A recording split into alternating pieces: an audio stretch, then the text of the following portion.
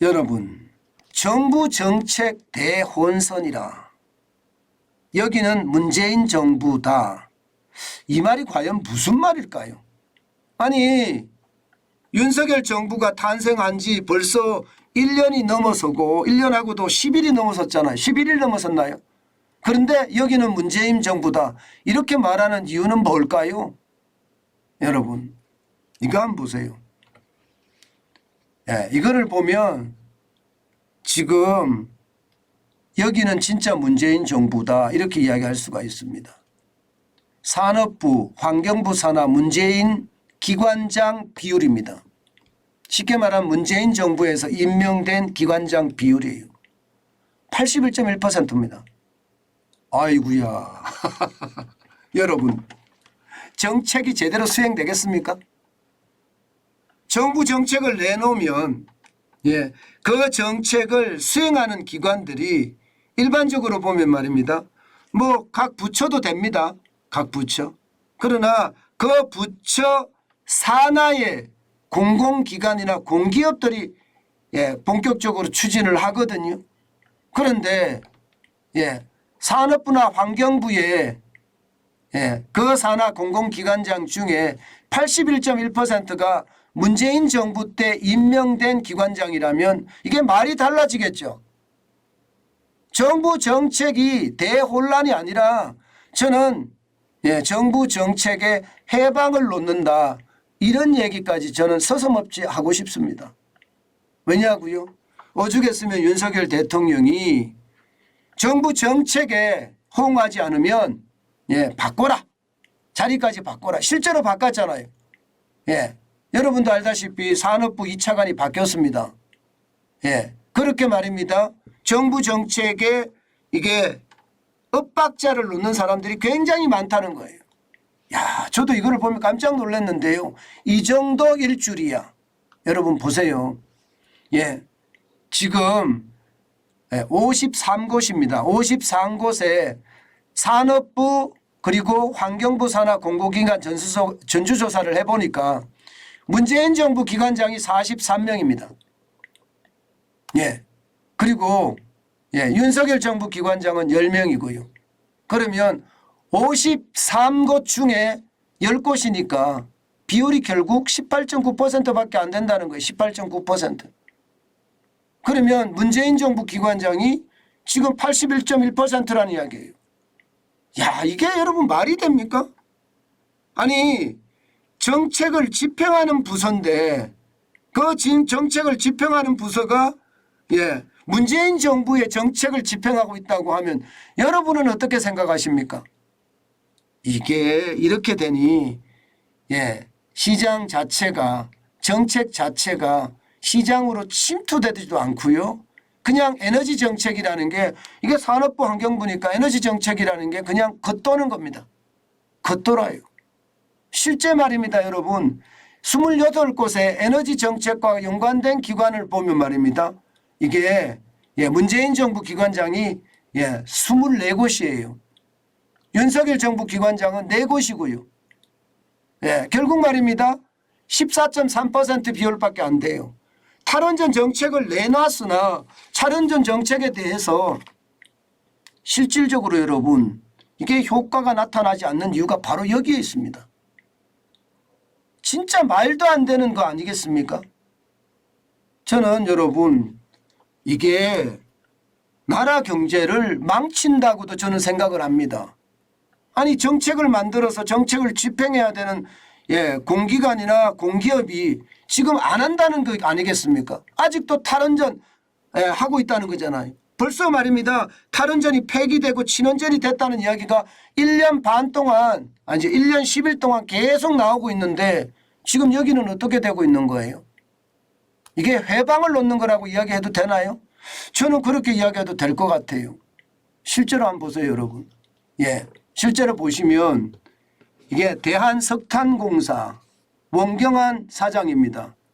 여기는 민주당 소속 21대 총선에 출마했던 사람이에요. 또 한국에너지재단 김광식 여기는 말입니다. 민주당 대전 국민주권선거대책위 고문을 지금 맡았던 사람이에요. 임혜종 한국가스안전공사 사장 여기는요 민주당 소속으로 20대 총선에 출마했던 당사자입니다. 마찬가지 한국동서발전 민주당 21대 총선 출마자입니다. 김영문 2.3걸도 마찬가지입니다. 강원랜드 민주당 소속의 21대 총선 출마자입니다. 안병욱 여기는 한국환경공단 이사장을 하고 있는데 문재인 정부 때 초대 환경부 차관을 했던 사람입니다. 이게 시민운동가 출신이에요. 자 여러분 보세요. 이렇게 하면요. 이렇게 하면 나라의 정책이 제대로 될까요? 저는 이게 국회에서도 이런 법안이 올라가 있습니다. 공공기관장 알박기를 막기 위한 법안들이 5건이나 올라가 있어요. 그런데 어느 누구도 지금 손대지 않습니다. 국민의 힘에서 하고 싶으나 야당이 다수당을 차지하고 있으니까 안 되겠죠. 안 됩니다. 그러면 여러분 나라 정책은 어떻게 될까요? 산으로 가죠. 산으로. 그러니 여러분 이게 일사불란하게 움직여야 되는 정부 정책이 대통령만 부러짓고 있고 장관들만 외치고 있고 실제 움직이는 것은 움직이지 않는다. 이렇게 되는 거고 반대로 아니 민주당 소속의 정치인들이니까 이것은 어떻게 될 겁니까? 거꾸로 정책에 해방을 놓는 거잖아요. 저는 그런 생각 있잖아요. 여러분. 나라 경제가 망해야 민주당이 집권한다. 뭐 이런 얘기가 저는 가짜가 아닌 것 같아요. 아니 이들이 나와줘야죠. 정책을 하려면. 이들만 이런 게 아니에요. 6명만 이런 게 아니에요. 지금 말입니다. 전문성도 없는 사람들이 올라갔다는 것도 문제고요. 낙하산. 게다가 말입니다. 여기 보세요. 전부 다 이게 문재인 정부 때 임명된 공공기관장입니다. 이게 정책에 협조를 하고요. 또 함께 정부의 정책을 추진해 나간다면 뭐 욕할 이유가 없겠죠. 또 이렇게 말할 이유가 없겠죠. 그런데 정책에 엇박자를 내는 건 당연하고요. 정부가 추진하는 정책에서는 정반대로 나오는 것도 당연합니다. 지금 보세요. 여기도 뭐 어마어마하잖아요. 한국에너지기술평가원 뭐 심지어 코트라도 있습니다. 코트라. 한국디자인진흥원, 한국에너지공단, 한국남부발전, 한국무역보험공사. 이야, 참 이게 보면 진짜 무섭다는 이야기가 이런 겁니다. 이게 한 나라의 두 정부 이렇게 이야기해도 되나요? 저는 이게 틀리는 것 같지 않아요. 한 나라의 두 정부 같아요. 이거 여러분 빨리 개선이 되지 않으면요. 정책이 겉도는 것은 당연하고요. 결국은 국민의 피해로까지 이어집니다. 저는 이분들이 자기들 욕심을 채우고 자기 권력을 유지하기 위해서 공공기업의 어떤 기관장을 계속 유지한다는 것은요. 참 내로남불의 전형이다. 저는 그렇게 생각합니다. 이게 일반적으로 외국 같은 경우는요. 그 권력이 들어와서 새로운 권력으로 바뀌면요. 자리를 피해 줍니다. 일반적으로. 우리나라는 안 그렇습니다. 지금 언론은 뭐 민주당이 완전히 장악하고 있잖아요. 방송통신위원회부터 시작해서 방송통신심의위원회 여기도 장악하고 있죠. 국가인권위원회도 장악하고 있습니다. 선거관리위원회도 장악하고 있습니다. 이게 여러분 저는 이렇게까지 내로남불의 정치가 계속된다는 것은 나라가 점점 위태롭게 된다는 뜻이에요.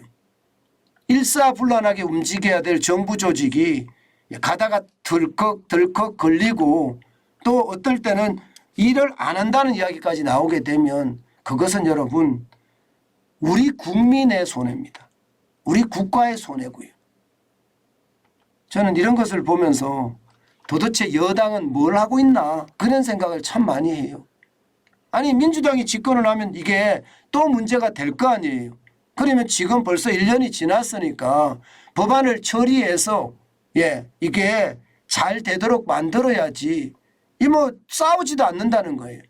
이렇게 되면 한 정부에 한 국가의 두 정부가 지금 동거하는 모양새거든요. 이게 여러분 나라가 혁신이 제대로 되겠습니까? 혁신이 되기가 굉장히 어려울 겁니다. 지금처럼 이렇게 간다면 나라는 점점 더 어려워지겠다. 저는 그런 생각을 합니다. 정책이 실제로 먹히지 않을 거니까 말입니다. 그래서 안타깝다 생각합니다.